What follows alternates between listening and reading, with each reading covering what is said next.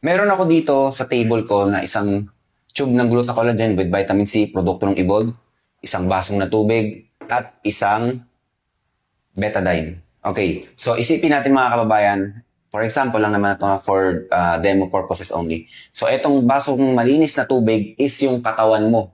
At itong betadine, ito yung mga free radicals na napasok sa katawan natin.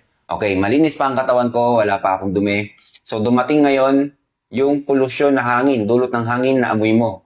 So, unti-unting napupulyot yung katawan ng tao. Dagdag pa natin dyan yung nalanghap mo, yung paninigarilyo ng katabi mo sa kanto. And then, dagdagan pa natin, napatagay ka dahil sa kaibigan mo, napilitan ka, patagayin, nadagdagan na naman. Kumain ka ngayon sa fast foods, nadagdagan na naman yung dumi sa katawan mo. So, nangingitim na, nagkakaroon na ng mga pagbabago sa katawan mo na hindi natin namamalayan. Yung mga kinakain natin, uminom ka pa ng tubig na acidic.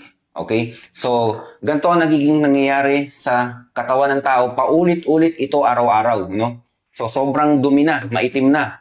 Ngayon, ang trabaho ng glucocollagen with vitamin C, tignan nyo ito maigi mga kababayan ha, marumi na ang katawan mo, uminom ka ng isang tableta ng glucocollagen with vitamin C, unti-unti niyang lilinisin mula sa pagkakadumi yung katawan mo.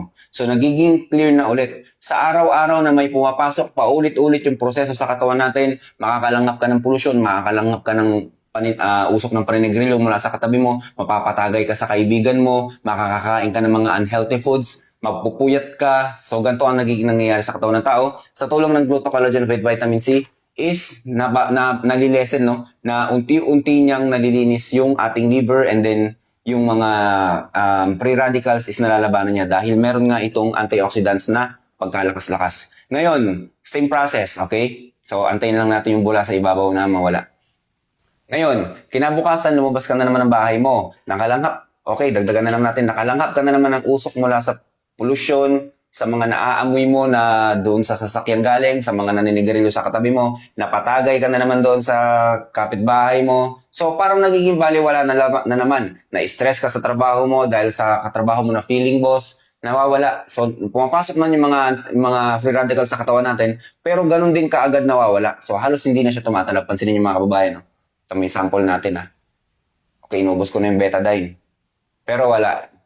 Talagang ganito magtrabaho ang glucocollagen with vitamin C natin. Kaya kahit stress ka sa mga bagay-bagay, so malalabanan niya ng produkto natin at anti-aging din. Meron din tong anti-aging. Hindi ka masyado magiging mukhang stress kahit anong edad mo. Siyempre kung mga nagkakaedad na tayo sa mga pataas na ng potassium edad noon, medyo tumatanda na, nagkakaroon ng kulubot. So para maiwasan yun at paglawlaw ng balat, panghihina ng buto, siyempre para maiwasan yun, magkonsumo tayo nito kahit isang beses lang bago matulog. Yun lang mga kababayan, stay healthy, ako si Chance, at ako ang magsasakang dala.